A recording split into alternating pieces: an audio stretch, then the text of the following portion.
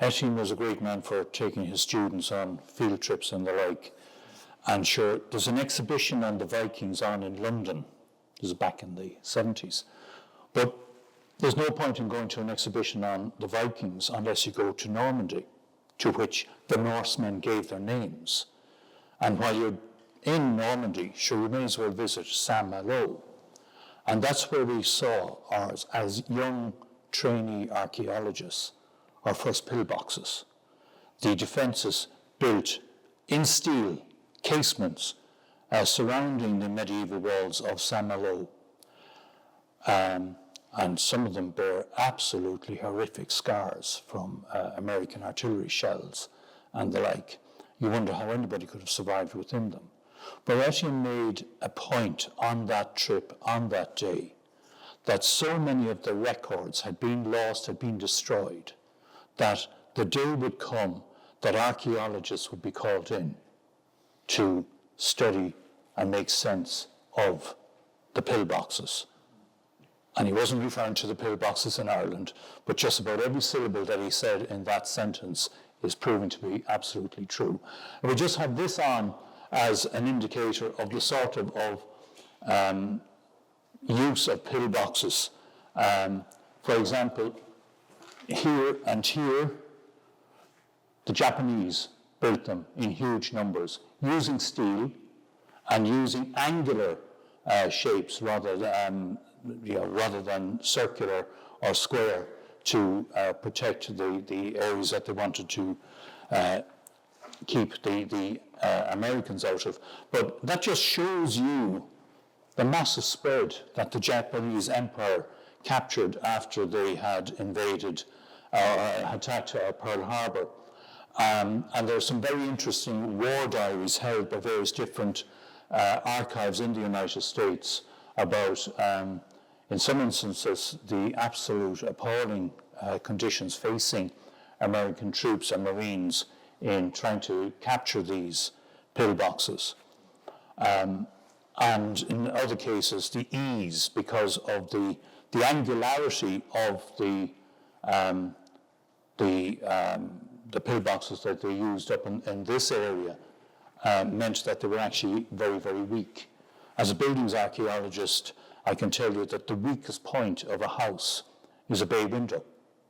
And that's just what has happened with these angular pillboxes. They were very, very easy to destroy using shell fire or bazookas, shell fire from a tank, that sort of thing.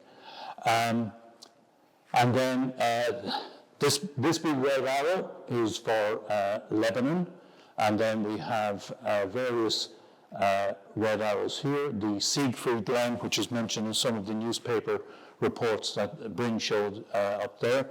And we're all very familiar through various different television programs, series and the like with the Battle of the Bulge. But the Battle of the Bulge was actually preceded by the Battle of the Hurtgen Forest. And that was the longest single campaign that the American Army was involved with during the European theatre of war. And the reason it proved to be so long and arduous was because the Germans had built a very well concealed network of pillboxes and blockhouses. And I call a blockhouse something that has 2 or more chambers. They were well integrated into the landscape and well integrated into the natural vegetation, so they were very difficult to make out and camouflaged. And the Battle of the Hurtgen Forest was basically October, November of 44. And the men who had participated in that battle were withdrawn to a nice, quiet, peaceful area of Belgium known as the Ardennes. And God love them, they got to fight the following month in December of 44. And the white arrow, anybody want to hazard a guess as to what the white arrow indicates? So, that's where the Polish government are currently building pillboxes. Currently.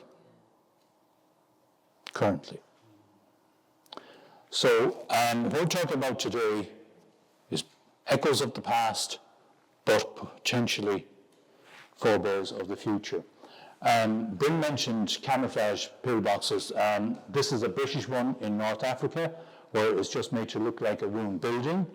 Here is an Axis pillbox built in Italy, and the Royal Engineers undertook a very detailed survey of the sort of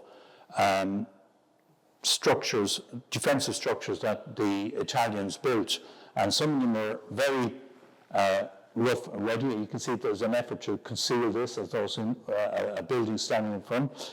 And then they have some architecturally detailed ones with nice curves to them and the like. And this is, as you'd imagine, a very rough, ready Australian-built one in the Lebanon. So there are various different types, various different materials. That one is actually built of adobe bricks, mud wall. The defensive lines that were constructed in England are shown in these maps. This is some of them, and I'll see if I can pick it out here. I'm absolutely gobsmacked at the number of coincidences, and my God Almighty, the world is a small place. My God Almighty, we don't need 6 degrees of separation in Ireland or anything like this. But one of the pillboxes, several of the pillboxes in the Eskeaton cluster have embrasures on the angle of the wall. And this is not a common feature by any means, either in Ireland or in Britain. And through my researches, I discovered that there was one in the village of Tonbridge. Now, Tonbridge Wells, Royal Tonbridge Wells, we know of and the like, but north of it is the town of Tonbridge. And in the grounds of Tonbridge School, which is one of the public schools of the British Education Network, great history of teaching there. In fact, one of the teachers, one of the deputy headmasters in the past was a man by the name of the Reverend Austin, and his daughter was the more famous Jane. But in the grounds is a pillbox, and it has an embrasure on the angle, nothing in comparison to what we have at Eskeaton. But I had to go there to have a look at it and see, was this possibly a forebear for what we have at Eskeaton? And coincidence or whatever, but General Ironside, the man who was put in charge of creating Dad's army and overseeing these networks of pillboxes, that was his school. They're very proud of him. There's a shrine to him inside in the building and that sort of thing. But unfortunately, the pillbox in his school has absolutely nothing to do with ours. So all I can say is that if you do your research properly, a negative result is a correct result. Here, Bryn has shown this one already, the sort of quintessential pillbox reflecting the sort of thing that was sat on a Victorian or Edwardian dressing table, or even, close your eyes, just think of it. The little brown bottle with the white cap that you get today from your pharmacy. This is one that sinks into the ground and rises up as necessary, and these are the sort of things that were used at airfields. And they were airfields. And your Spitfires, your Hurricanes would take off directly into the wind. So the last thing you'd need was a pillbox that was in your way if you were taking off into the wind in that particular direction.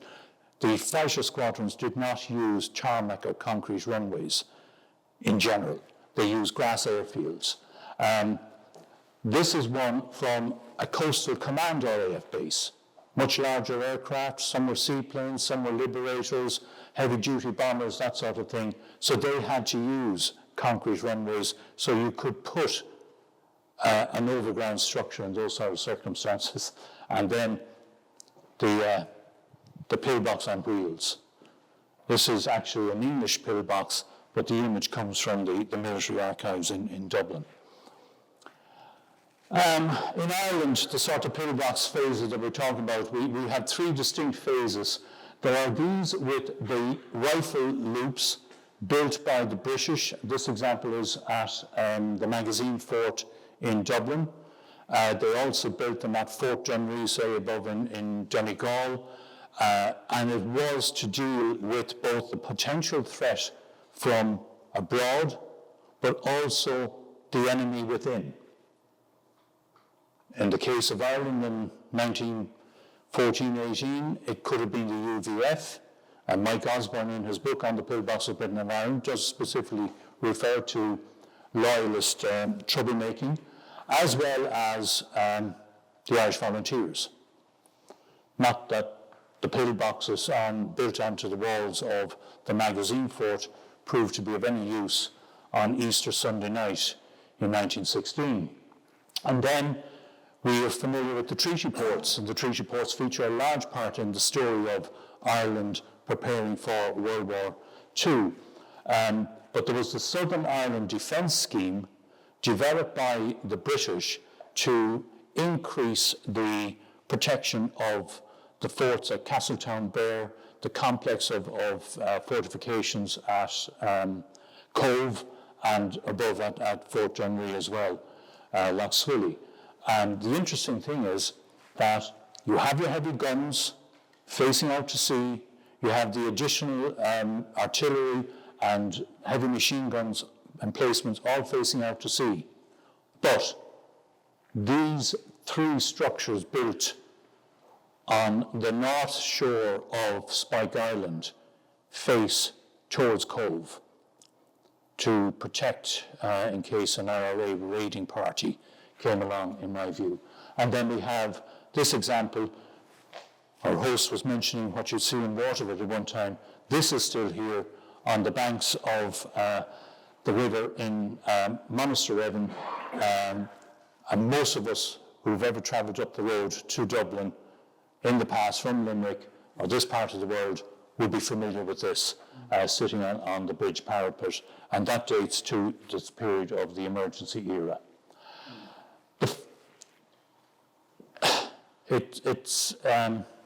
He's up there, he's looking at us.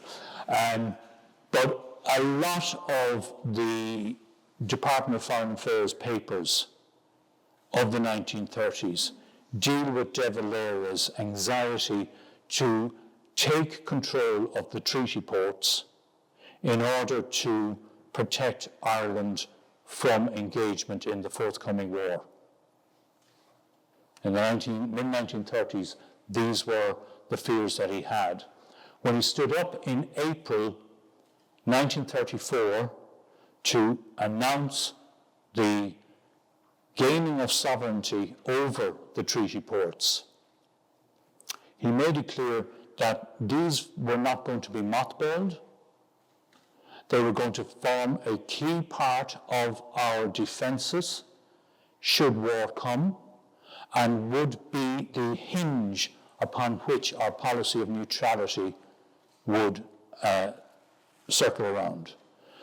Because, by the way, our policy of neutrality was first mentioned by Arthur Griffith in the treaty negotiations back in 1921, and that would be the stance that we would take. So, anybody know the significance of that date, the 11th of July? It's the anniversary of the era when Mrs. Clare by-election seat. It isn't, is it? In what year? 1917, got the results that day. Right. Because my significance is it's the date of the truce. Yeah. So there were two reasons why it was chosen. Right. Very, very good. But there's De Valera, and there's his son, Major Vivian. Oh, by the way, as Dev was walking in for this big speech in April, W.G. Cosgrave says from the the opposition benches, "Welcome to Fine Gael." In other words, the ultimate freedom to achieve freedom as envisaged by Collins was there for the treaty ports. Here, back to the magazine fort, here's a pillbox embrasure type structure constructed by the Irish Army as one of something in the region of 20 constructed in the Phoenix Park. And you say to yourself, why the Phoenix Park? Well, there'd be no better place near a capital city than the 15 acres to land a few regiments of German paratroopers. So most of the pillboxes there actually face out onto the 15 acres, along with an artillery piece that was built into the boundary wall of the what we now call St. Mary's Hospital. And having got the thing, De Valera was true to his word, and he did say in that speech in April 38 that it would take an additional vote, that there would have to be a budget provided to equip our army and air corps to meet the challenges. And even the Taoiseach of the land can propose such a thing, but the mandarins in the Department of Finance have to be dealt with. And we did get to create a coastal artillery regiment in our army. We did get to order equipment, some of which was delivered in time, others got stuck. Armoured cars ordered from Sweden, 4 were delivered, I think, before the war broke out. But even in the early days of the Second World War, Sweden was so allied, despite their neutrality, with Nazi Germany, that they were placed under sanction by Chamberlain in London and Roosevelt in DC. And so the financial clearinghouses in New York and the City of London would not transfer the Irish government's payment to Sweden for the armoured cars that we had ordered. Then there was all sorts of wheeling and dealing.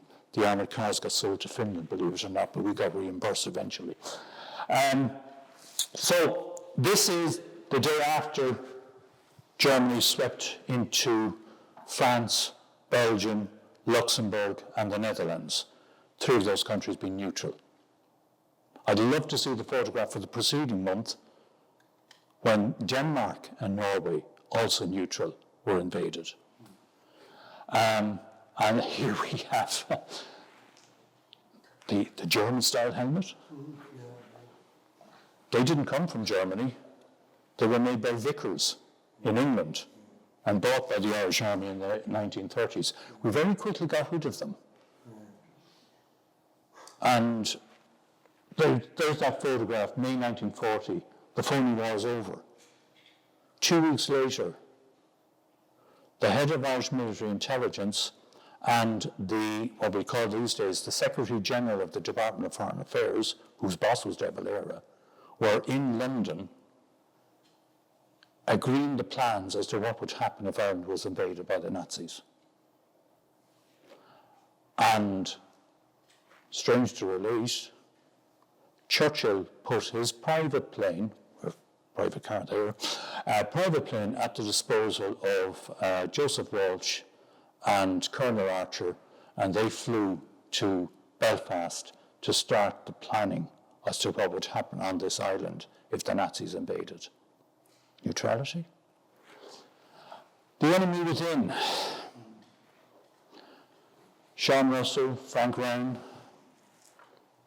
born in the most appropriate named townlands in Ireland, given his origins, Bottomstown in County Limerick, and Edmund Wiesenmayer. Edmund Wiesenmayer was the go-to man for Hitler if he wanted to create agitation, if he wanted false flag operations. He did it in Czechoslovakia in 1938. He did it in Austria. He did it on the border with Poland in late August 1939. And this was the man who was appointed as liaison officer to Russell and Ryan. Sure, they were only going to get a united Ireland out of it, isn't it? Yeah, sure.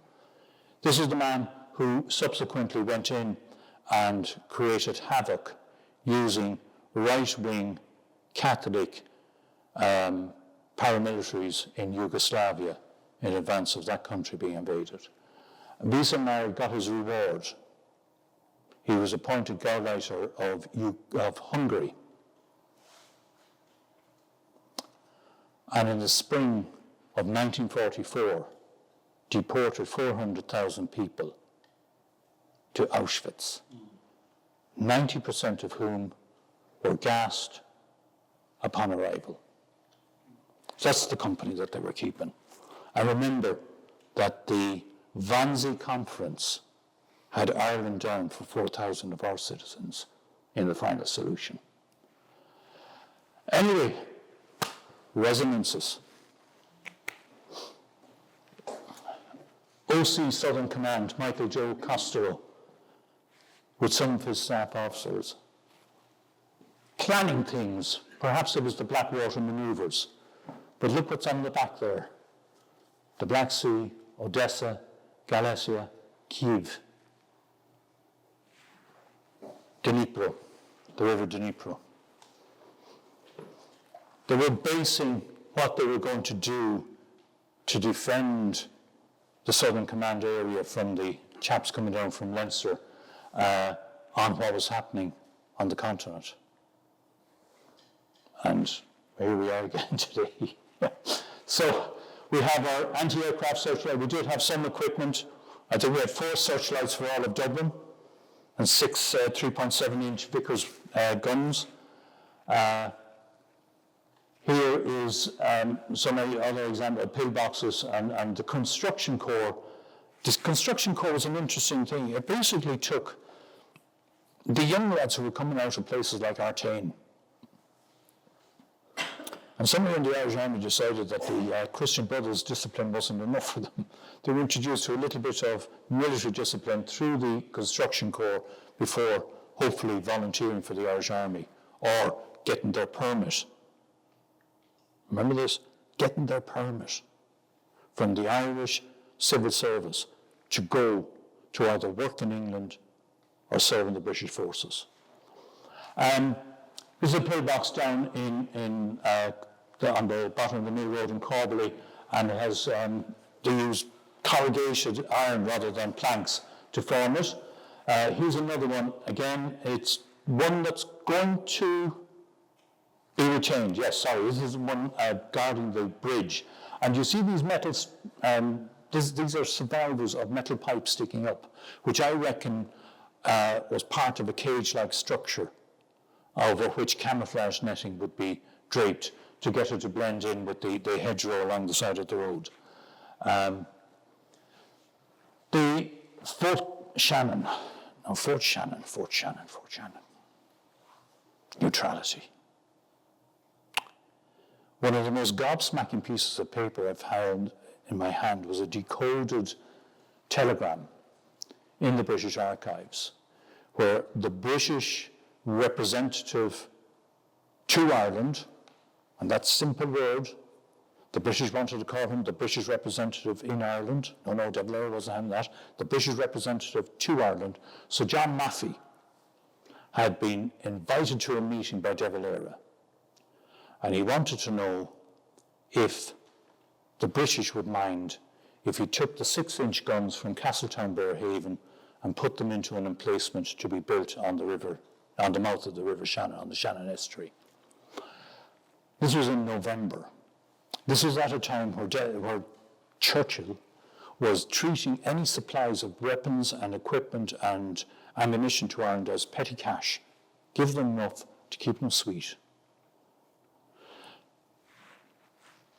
And there was a long outstanding list of things like 500 firing pins for Vickers machine guns, cordite, anything and everything, blasting caps, you name it. What happened? That's November. January, the guns are delivered. It took another year or so to get the fort constructed on Ardmore Point down here. But it was a very, very strategic location. And the very first suggestion of that was at the time of the reconnaissance of the Shannon that was mentioned by Bryn, where J.J. O'Connell, and we'll gloss over his role in the start of the Irish Civil War, J.J. O'Connell makes a suggestion. He has lovely handwriting. It's a joy to read the files of his material in the military archives. But he made this suggestion.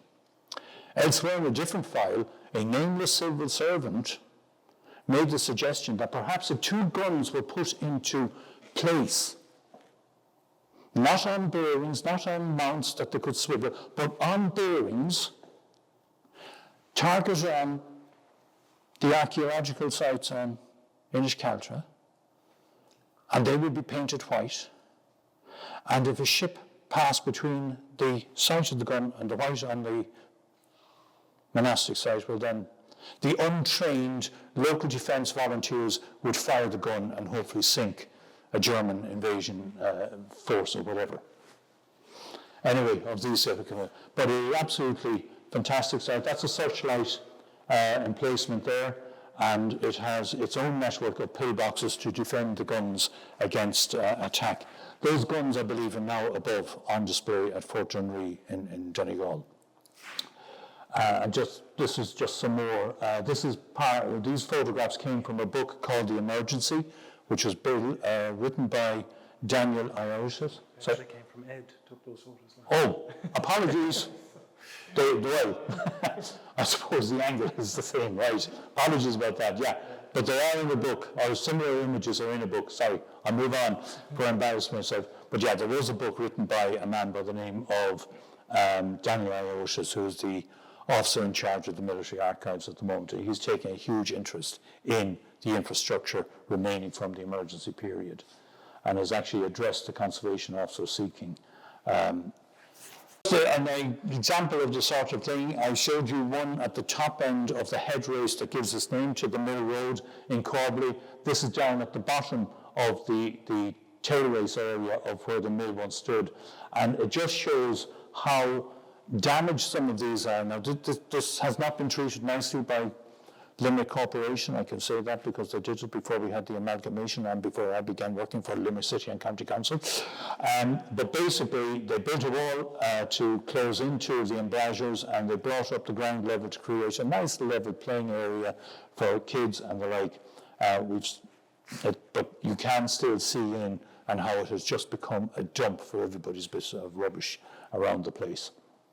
And just reminding, again, some of the interventions made at the Phoenix Park, and that's Clunrisk again, so there's a bit of duplication there. Cove was seen as a very, very strategic location also, and should the various fortifications there are two at the entrance into Cove Harbour, and then you have Spike Island in the middle of the entrance.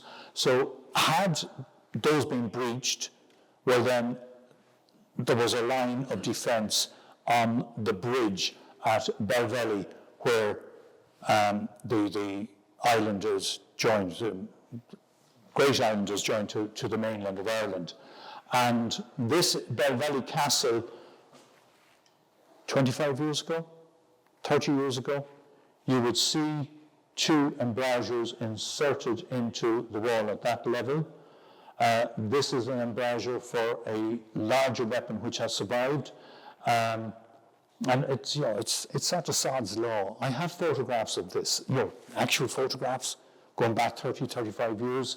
But when the opportunity to go and take a digital image presented itself, down I go, horrified to find that somebody has done the castle up, and they put in two arrow loops at a level in a tower house where you'd never see arrow loops, because of course the ground floor was used for storage, not for fighting and that sort of thing. But anyway, that embrasure has survived on the wall here, and there's another on the other side. Theirs is up there. There's a Martello Tower directly opposite the bridge, and there you can see where somebody attempted to create an embrasure and failed, but over, and this is long before the railway line was built, over where the railway line is another Martello Tower, and that successfully had an embrasure cut into it. So they're all over the place. If we just open our eyes and have a look, we might spot something that has not been recorded. Here is one of my favourites, little bits of material. The T12, as it was called back in the days, the trunk road number 12, running from Cork through Yale down to Waterford, Wexford, and now called the N25. And this map, very kindly given to us by the keeper of historic mapping in Trinity College's library, you can see how the land actually rises quite sharply, overlooking, and there's a third-class road runs from Yale to what we now call the world's famous Killa.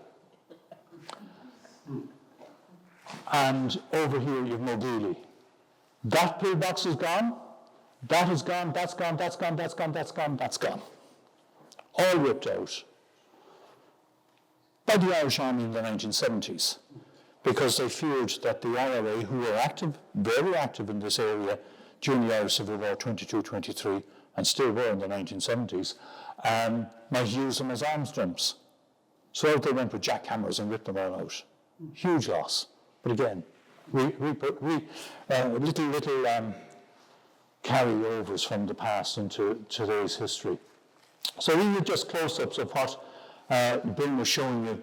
And so we have pillbox number 1 in the sequence constructed by Southern Command, and it runs down all the way to pillbox number 149 outside Bandon. And they just zigzag crisscross around the country. And these are either side of the main infrastructure at Shannon. Again, neutrality. If there was 1, there was 3, there were 4, maybe 5 different parties of senior British officers from the Navy, from the Army, from the Air Force, visited Ireland during the war to give advice and guidance to our army. It would appear that a lieutenant in the Royal Navy designed the minefield that was to protect the outer reaches of the Shannon Estuary, and the minefield for Waterford and Wexford and Rosslare and a couple of other ports. It was the party that were astounded. Now, it wasn't great secret. You know, it was worldwide publicity that man up there, Charles Lindbergh, chose this as the site for an international airport with transatlantic capabilities. These 2 lads were gobsmacked and hurried back to London and said, listen, you better supply more stuff for Rhinana, because the name Shannon Airport actually applied over here at Foynes. We had seaports, and then we got seaplanes, and they landed on the water at airports. And that's where the word originated from. But we were doing our best to protect Foynes, but they saw Rhinana as a very, very serious weak point should German paratroopers come along. And I do know from the talk I gave in Heritage Week in August that more pillboxes were built in and around Shannon in 1942. The son of a man who was involved in that has his father's notebook in which he has penciled in the quantities of materials used. That's a valuable document, and I hope he does offer it to the Irish Architectural Archive or other such repository to have it scanned and digitized and kept. Pardon? I wouldn't dare speak for him. And then we have more, you have here on the approaches to Limerick, and of course the headrace and tailrace for Ardnacrusha were protected, and here we have Ardnacrusha itself and Killaloe / Ballina. Now, here's the cluster again. The interesting thing is the 3 little circles. Bryn it was who finally broke through the impasse in the Irish Architectural Archives. I have been going there literally for 6 years. There must be a map. There has to be a map. Key in pillboxes, no. The Irish Army, far swankier, you know. They were building blockhouses. Single chambers structures are pillboxes, they're at. But anyway, finally, in the last 5 minutes of one of Bryn's visits to the archives, someone said, oh, it should be the blockhouse file you should be given.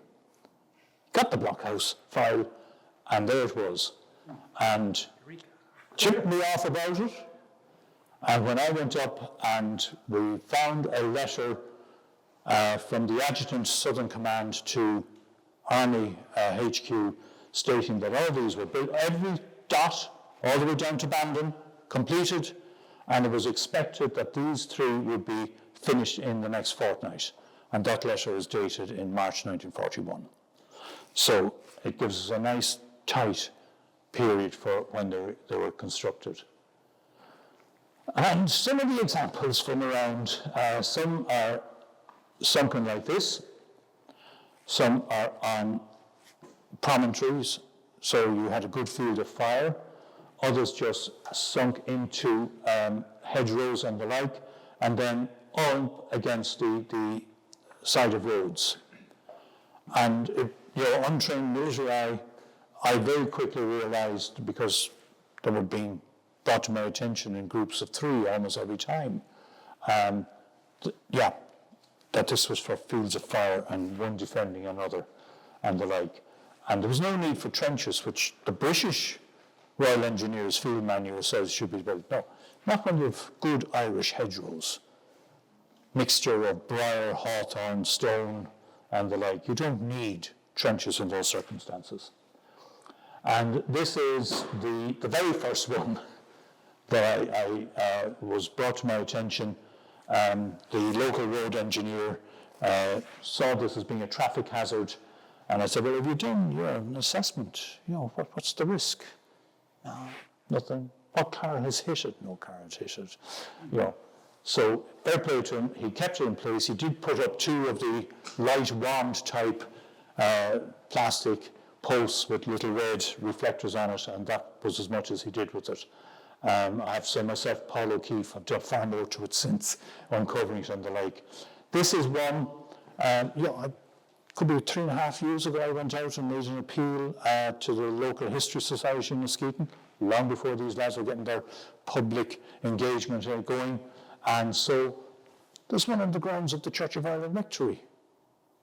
And that's built up against the walled garden of the old Church of Ireland Rectory, but right beside it is the new Church of Ireland Rectory. Nice, comfortable, suburban, one-off rural house on the outskirts. And then this is the sort of thing that brought me to the Vickers Research Association, research establishment.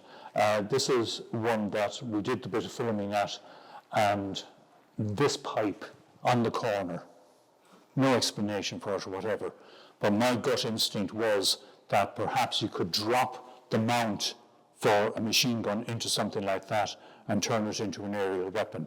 We have no idea how high that would have been in the past. Perhaps it was to augment the rifle fire or shotgun fire. I mean, we are talking Dad's Army type stuff in these circumstances. Where Sir John Maffey, the British representative to Ireland, was a friend to Ireland. David Gray, his American counterpart, was a thoroughgoing expletive deleted. And we were looking for 20,000 Springfield rifles from the States. And he stood in the way, he stood in the way, and stood in the way. And sweet Jesus, if he was bad, you ought to see some of the communications from Craig to London, from the Prime Minister's office at Stormont. Absolute appalling stuff. No friend to Ireland either. So, totally oblivious, if Ireland falls, Northern Ireland is next. And obviously not in on the fact that our high command were working hand in hand with BTNI, British Troops Northern Ireland, the district command headquarters up in Belfast. So off I go to the Vickers establishment, and sure, they actually have a demonstration piece, an oil barrel filled with concrete with a gun barrel sticking up. And that was how the Vickers gunner would turn his weapon used on a field of attack into an aerial defense weapon by just putting it up on a height and dropping in this beveled and chamfered mount into it.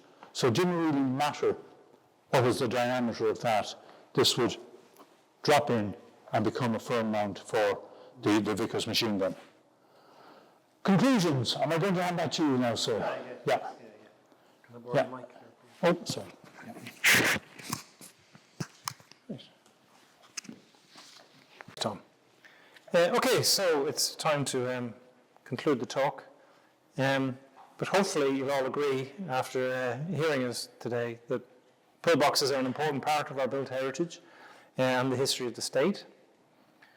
And we've seen how very few pillboxes are recorded or protected in Ireland, but they are valued by local communities. That's certainly what we've seen over the last year around Askeaton, and they're of interest to military historians and others. As Tom has sort of alluded to, the pillboxes give us the opportunity to reflect on current events, our current situation in the world, and how we might respond to future threats. I mean, we've lived through sort of very strange times, haven't we, over the last few years, with COVID pandemic, when the country's population faced restrictions brought about by a national emergency. We've got the war in Ukraine, we've got the backdrop of Russian shipping active around our coasts, the controversy around Shannon Airport and Irish neutrality, and where will we stand in the event of a major European or global conflict. All of this resonates in the concrete walls of these pillboxes, which were built in preparation for that exact scenario. They help us to understand why things are the way they are and what we can expect in similar situations if they arise again in future. They help us better appreciate lived experiences of those who came before us, including our parents, grandparents, and more distant ancestors. So in this sense, pillboxes, like all historic structures, are a tangible resource that we can use to better understand our past, our present, and our future. We've also seen how the Askeaton cluster is one of the most important concentrations of pillbox clusters, not only in the Shannon Estuary, but indeed in the country. And like those of the Boyne Valley, which were designed to help defend the state against a possible British invasion coming down from Northern Ireland, they're a testament to the significant strategic importance of the Shannon Estuary to the nation's defence during the Second World War.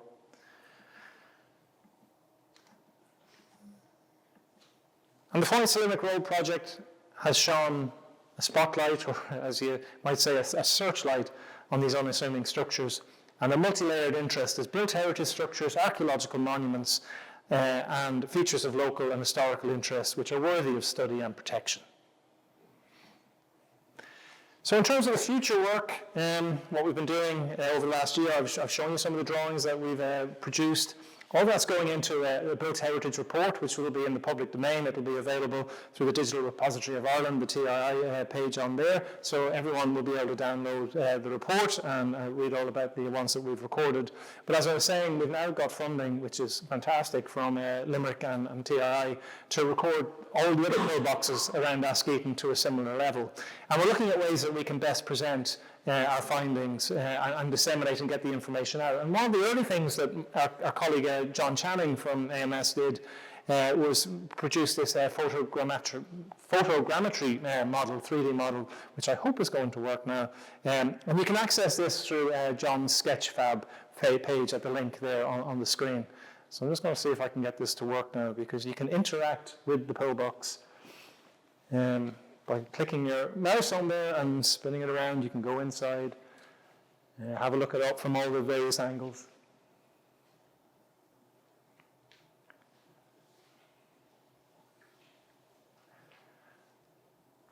And on the other ones we're going to record, we're going to use laser scanner technology to do something similar to this. So again, producing these 3D digital models. And another colleague, Richard Clutterbuck, again, this is just a work in progress. This is sort of a proof of concept. But what he's done is he's overlaid the measle map on a digital terrain model on a three-dimensional sort of contour map, and done a flyover of the Askeaton group and the Shannon Estuary.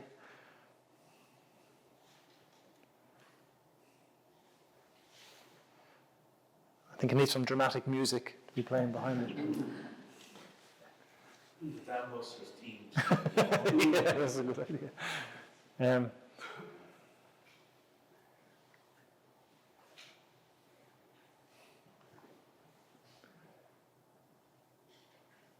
Yeah, so it just shows the scope, the potential, for research and presentation of the information that we're gathering. But there's bound to be a huge amount of, family history, family lore, that we haven't even sort of scratched the surface on yet. Okay, so that brings us to the conclusion of the talk. Obviously, before I can, completely finish up, I have to do the acknowledgements and thanks. Now, there's too many people, obviously, involved. I mean, it's us standing here, but obviously there's a whole bunch of people behind us from Limerick City and County Council, TRI, and the engineers, Jacobs, National Monument Service, IAC, who recorded some of the early, did some of the early recording on the pillboxes for the EIA, as well as our colleagues at AMS. Shout out obviously to CB Media as well, who produced that video on YouTube. The landowners have been absolutely key to all this. They're all listed there, reporting them. And all of this has raised so much awareness that we're hopeful now that, these should be protected now for generations, thanks to all the efforts of people in the local community. Paul Ferguson from the Map Library, Military Archives, the engineers, and so on. But of course, the biggest shout out in terms of tonight is to Teresa, who invited us here in the first place to come and speak to you all this evening. So thank you for listening, and I presume we'll be taking questions if anyone has any. So thank you.